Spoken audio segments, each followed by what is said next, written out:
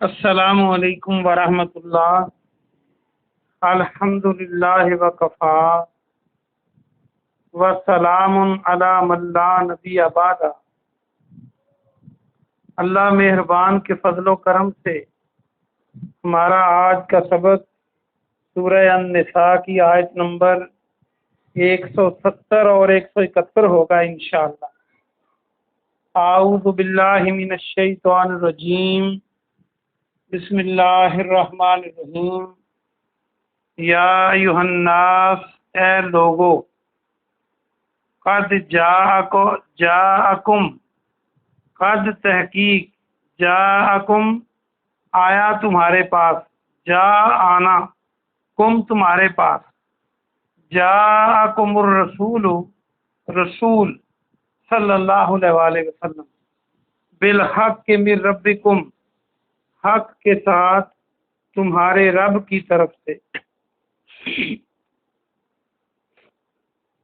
فآمنوا، پس ایمان لے آؤ، خیر لکم، خیر ہے تمہارے لیے، بہتر ہے تمہارے لیے، وَإِن تَکْفُرُوا، اگر تم کفر کرو گے، فَإِنَّ، تو بے شک، للہ، اللہ کا ہے، ما فی السماوات والارض، جو کچھ آسمانوں اور زمین میں ہے، وکان اللہ، اور اللہ سبحانہ و تعالی ہے، علیمن حکیمہ، خوب جاننے والا اور خوب حکمت والا۔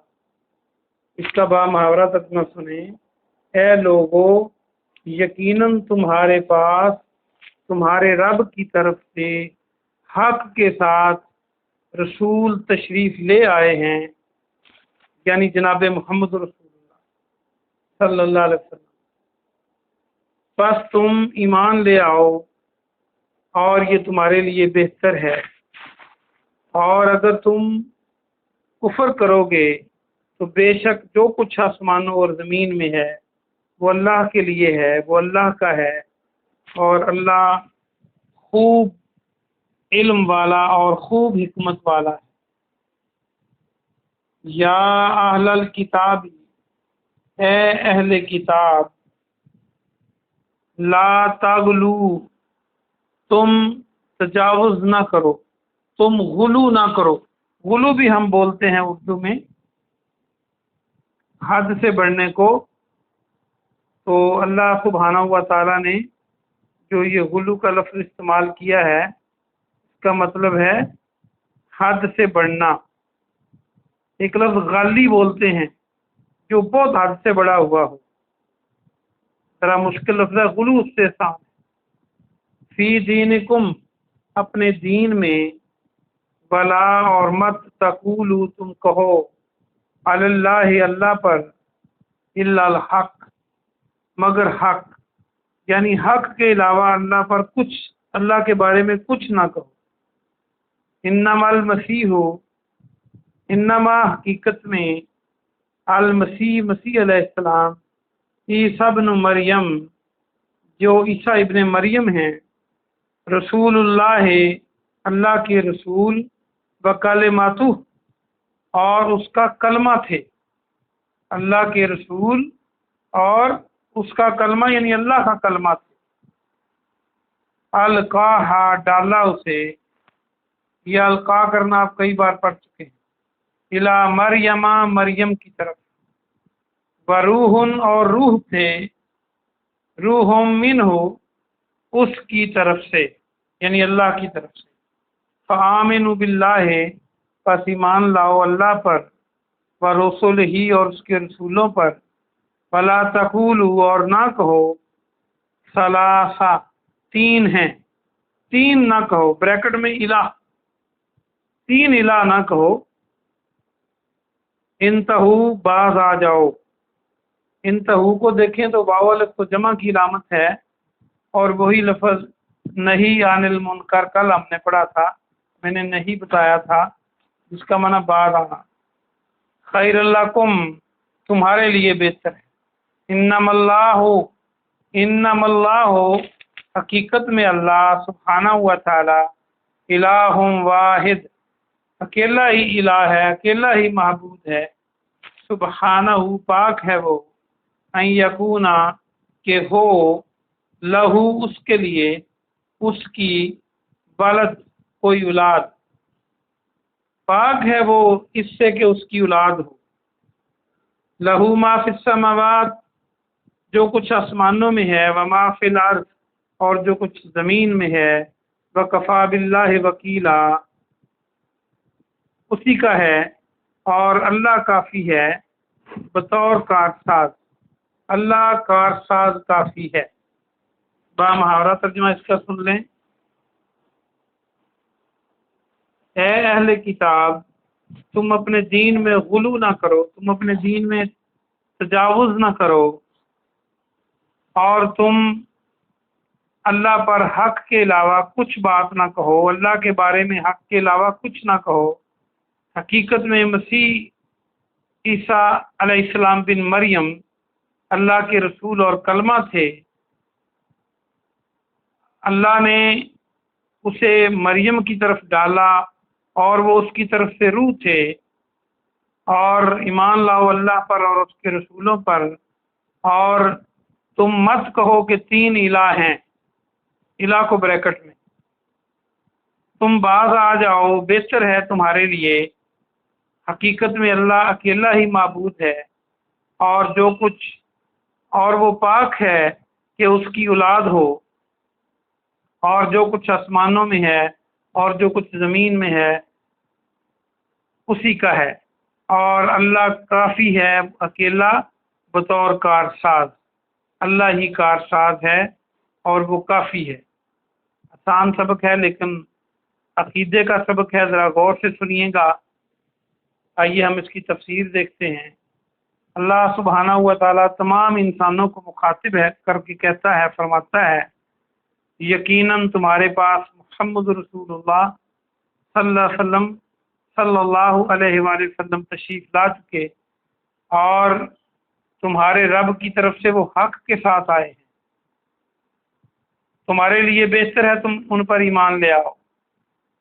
رسول پر ایمان کیا ہے کہ آپ اللہ کی طرف سے ہیں، آپ سچے رسول ہیں، آپ آخری رسول ہیں، آپ کی اطاعت اللہ کی اطاعت ہے، اور آپ کی اطاعت کرنے سے جنت ملے گی، آپ کی مخالفت کرنے سے جہنم ملے گا۔ زندگی کو پیارے نبی صلی اللہ علیہ وسلم کے طریقوں کے مطابق بسر کیا جائے، یہ آپ کی اطاعت ہے۔ اور اگر تم کفر کرو گے، یعنی نہیں مانو گے اللہ کی اس بات کو کہ محمد اللہ کے رسول ہیں صلی اللہ علیہ وآلہ وسلم، تو تم اللہ کا کچھ نہیں بگاڑ سکتے۔ اللہ محتاج نہیں ہے کہ تم مانو تو اللہ کی کوئی شان بڑھ جائے گی، اور نہ اللہ کو یہ خوف ہے کہ اگر تم نہیں مانو گے تو اللہ سبحانہ و تعالیٰ کا کوئی مقام کم ہو جائے گا۔ وہ تو اگر تم کفر کرو گے تو تم کچھ نہیں بگاڑ سکتے اللہ کا، تو اپنا نقصان کرو گے۔ جو کچھ آسمانوں میں ہے اور زمین میں ہے وہ اللہ کا ہے، اور اللہ خوب علم والا اور خوب حکمت والا ہے۔ کیا مطلب ہے؟ یہ آپ بار بار پڑھ رہے ہیں کہ اللہ علم والا، اللہ حکمت والا ہے، یہ اللہ کی صفت ہے۔ اور اللہ نے دنیا میں اور لوگ بھی بنائے جن کو علم دیا، اپنے نبیوں کو علم دیا۔ اس میں ایک تو سمجھنے کی یہ بات ہے کہ جو علم اللہ کا ہے، جتنا علم اللہ کا ہے، جس طرح کا علم اللہ کا ہے، وہ کسی اور کا نہیں۔ اگر ہم کسی اور میں ڈالیں گے تو یہ شرک ہو جائے گا۔ اللہ ہر چیز کو جانتا ہے، وہ سمندروں کی تہہ میں ہو یا خلاؤں اور فضاؤں کے اندر کہیں ذرات سے بھی چھوٹی مخلوق ہو، تو اللہ کا علم سب پر حاوی ہے۔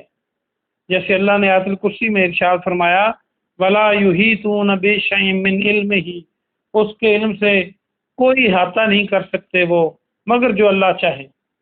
جتنا اللہ دے دے اتنا احاطہ کر سکتا ہے انسان۔ تو یہ اللہ کی صفت ہے، ہر چیز کو جاننا، اور کوئی نہیں جانتا۔ دوسرا، ہم نے اسی طرح جو حکمت اللہ کی ہے وہ کسی اور کی نہیں ہے۔ اور اب اس کا دوسرا معنی ہم دیکھیں گے کہ اگر ہمارا یہ عقیدہ بن جائے کہ اللہ ہی جانتا ہے اللہ سب کچھ جانتا ہے، اللہ ہمارے دلوں کی باتیں جانتا ہے، اللہ ہماری تنہائی کے اعمال جانتا ہے، اور اللہ جانتا ہے کہ ہم کس کے بارے میں کیا سوچتے ہیں اور کس کا نفع اور نقصان کرنا چاہتے ہیں، اور کب جھوٹ بولتے ہیں، کب تنہائی میں برے کام کرتے ہیں۔ اگر ہمیں یہ یقین آ جائے کہ ہمارے اللہ کو علم ہے تو ہماری زندگی ٹھیک ہو جائے۔ اور خوب حکمت والا کہ اللہ جیسا کوئی حکیم نہیں، وہ جانتا ہے کسی نیک آدمی کو مصیبت میں ڈال دے، کسی برے آدمی کو اس دنیا میں عیش و بہار نصیب کر دے، کسی کو بیماری لگا دے، کسی کو شفا دے دے، تہجد پڑھنے والوں کو بیمار کر دے اور چوریاں کرنے والوں کو بیمار نہ کرے، وہ بہتر جانتا ہے، وہ حکیم ہے، اس جیسا کوئی حکیم نہیں۔ جو وہ کر رہا ہے وہ ٹھیک کر رہا ہے، اس کی حکمت کے اندر ہے، وہ بہتر جانتا ہے کہ کیا کرنا ہے۔ اگلی آیت مبارکہ میں اللہ نے اہل کتاب کو، جس میں مشہور اہل کتاب جو دنیا میں زیادہ ہیں وہ یہودی اور عیسائی ہیں، ان کو کہا کہ اپنے دین میں تجاوز نہ کرو۔ افسوس ہے کہ آج مسلمان بھی دین میں حد سے بڑھنے میں لگے ہوئے ہیں، جو بات قرآن اور حدیث میں آتی ہے اس پر ان کا گزارا نہیں ہوتا، اپنے پاس سے نئی نئی چیزیں دین میں داخل کرنے کی کوشش کرتے ہیں۔ جب ہم کہیں کہ یہ دین نہیں ہے تو کہتے ہیں جی آپ تو گستاخ ہیں۔ جب ہم کہیں کہ یہ اللہ کے قرآن میں اور حدیث میں ہونا چاہیے تو پھر دین ہوگا، یا کوئی نئی بات آ گئی ہے مارکیٹ میں تو اس کو قرآن اور حدیث کی روشنی میں دیکھا جائے گا، جسے اجتہاد کہتے ہیں، اس میں قرآن اور حدیث کی گنجائش ہے تو اس کی روشنی میں دیکھا جائے گا۔ تو یہ دین ہے بس۔ اور جو قرآن حدیث جس کو ٹک نہ کرے اور قرآن اور حدیث کی روشنی میں جو بات ٹھیک نہ ہو وہ دین نہیں ہو سکتی۔ آگے فرمایا کہ تم اللہ کے بارے میں ایسی باتیں نہ کہو جو حق نہ ہوں، کیونکہ اچھا یہودی کیا کرتے تھے دین میں اپنا غلو، بہت سارا غلو کرتے تھے، لیکن عیسیٰ علیہ السلام کے بارے میں انہوں نے انکار ہی کر دیا، اور نعوذ باللہ آپ پر، آپ کی ماں پر بہتان لگانے شروع کر دیے۔ اور عیسائیوں نے غلو یہ کیا کہ عیسیٰ علیہ السلام کو اللہ کا حصہ قرار دے دیا، نعوذ باللہ اللہ کا بیٹا قرار دے دیا، کبھی 3 اللہ قرار دے دیے، اللہ اور عیسیٰ علیہ السلام اور مریم علیہ السلام۔ تو کسی بھی انداز میں اللہ کا کسی کو حصہ بنانا، اللہ کا کسی کو اللہ کا بیٹا بنانا، کسی کو اللہ کی بیٹی بنانا یا اللہ کا حصہ گرداننا، تو یہ سارا جو ہے یہ حق کے بغیر کہنا ہے۔ اللہ نے کوئی کسی آسمانی کتاب میں یہ بات نہیں اتاری کہ کوئی میرا حصہ ہے۔ تو آگے اللہ نے وضاحت بھی فرما دی کہ وہ اللہ کے رسول اور اللہ کا کلمہ تھے۔ کلمہ سے کیا مراد ہے؟ کلمہ سے یہ مراد ہے کہ اللہ نے اپنے حکم کے ذریعے مریم علیہ السلام کو، اپنے کلام کے ذریعے، اپنی وحی اور اپنی بات کے ذریعے مریم علیہ السلام کو حاملہ بنا دیا، بغیر باپ کے، بغیر خامند کے، تو یہ اللہ کا کلمہ ہوئے، اور اس کو مریم علیہ السلام کی طرف ڈالا، وہی اللہ تو حکم کرتا ہے اور وہ چیز ہو جاتی ہے۔ وروح، اور وہ روح تھے، روح کیا تھی؟ پھونک تھی، جو اللہ کے حکم سے جبریل امین نے آ کر مریم علیہ السلام کے گریبان میں پھونک ماری تھی، تو اس سے کہا جاتا ہے کہ وہ روح اللہ ہے، اللہ کی روح ہے، اللہ کا حکم ہے۔ جو ہمارے اندر روح ہوتی ہے اس کی طرف ذہن نہیں جانا چاہیے، کفر ہو جائے گا، اس کی طرف سے۔